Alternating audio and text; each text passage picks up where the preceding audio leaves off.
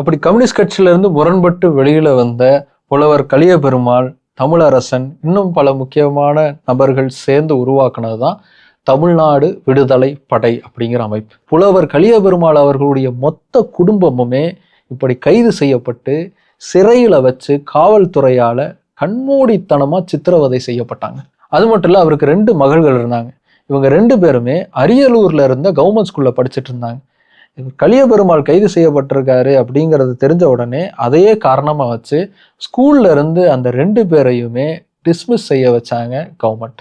அது மட்டும் இல்ல, அந்த 2 பெண் குழந்தைகளுக்கு அடைக்கலம் கொடுத்தாங்க அப்படிங்கிற ஒரே காரணத்துக்காக புலவர் கலியபெருமாள் அவர்களுடைய மனைவியின் தங்கையான அனந்தநாயகி அம்மையாரையும் கூப்பிட்டு மிரட்டினாங்க காவல்துறை. அப்படி மிரட்டினதோட மட்டும் இல்ல, அவங்க மேலேயும் வழக்கும் போடப்பட்டுச்சு. இந்த அனந்தநாயகி அம்மையார் யாருன்னா ரா. விஸ்வநாதன் அப்படிங்கிற சட்டமன்ற உறுப்பினராக இருந்தவருடைய மனைவி. இந்த ரா. விஸ்வநாதன் அவர்கள் தான் ராஜாஜி அவர்கள் குலக்கல்வி கொண்டு வந்தப்போ அதை எதிர்த்து கடுமையான வாதங்களை முன் வச்சவர். அவருடைய உரைக்கு அப்புறமா தான் சட்டமன்றத்துல இந்த குலக்கல்வி தீர்மானம்ங்கிறதே தோல்வி அடைஞ்சது. அப்படிப்பட்டவருடைய மனைவிக்கு இந்த குழந்தைகளுக்கு அடைக்கலம் கொடுத்தாங்க அப்படிங்கிறதுக்காக டார்ச்சர் செய்யப்பட்டுச்சுன்னா பார்த்துக்கோங்க. ஈழப் போராட்ட சமயத்துல இந்தியாவில இருந்து அமைதிப்படை அப்படிங்கிறது இலங்கைக்கு போச்சு. அந்த அமைதிப்படை போனதுக்கு எதிர்ப்பு தெரிவிக்கக்கூடிய விதமா ஒரு ரயில் பாதையை வெடிக்க வைக்கணும் அப்படின்னு முடிவு பண்றாங்க தமிழ்நாடு விடுதலை படை. அதுக்காக அவங்க தேர்ந்தெடுத்தது 2 ஸ்டேஷனுக்கு நடுவில் இருக்கக்கூடிய பிரிட்ஜ்.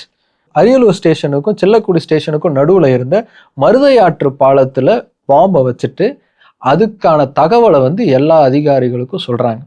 நடுவில் எந்த ட்ரெயினும் விட்டுறாதீங்க, நடங்க பிரிட்ஜுக்கு பாம்பு வச்சுருக்கோம் அப்படிங்கிற இன்ஃபர்மேஷனுங்கிறத கொடுக்குறாங்க. ஆனால் அப்படி ஒரு பாம்பு இருக்குது, அதை எடுக்கணும் அப்படிங்கிற முயற்சியை அந்த சமயத்தில் யாருமே செய்யலை.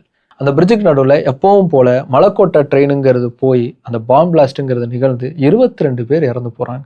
எச்சரிக்கை செய்யறதுக்காக வைக்கப்பட்ட பாம்புங்கிறது மக்களுடைய உயிரை பலி வாங்கிருச்சு அப்படிங்கிறத நினச்சி தமிழ்நாடு விடுதலை படை சார்ந்தவங்களும் அதோடைய தலைவராக இருந்த தமிழரசனும் பெரிய அளவுக்கு தோண்டு போனாங்க அப்படின்னு அந்த இயக்கத்தை சார்ந்தவங்க பதிவு செய்கிறாங்க. படத்துலையும் அதே மாதிரி தான் காட்டியிருப்பாங்க. தமிழரசன் கண்ணீர் விட்டு கதறி அழுவார்.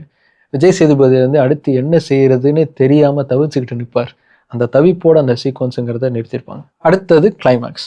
கிளைமேக்ஸில் வாத்தியார் பெருமாளை சுட்டு கொன்னுட்டாதா காட்சிப்படுத்தியிருப்பாங்க.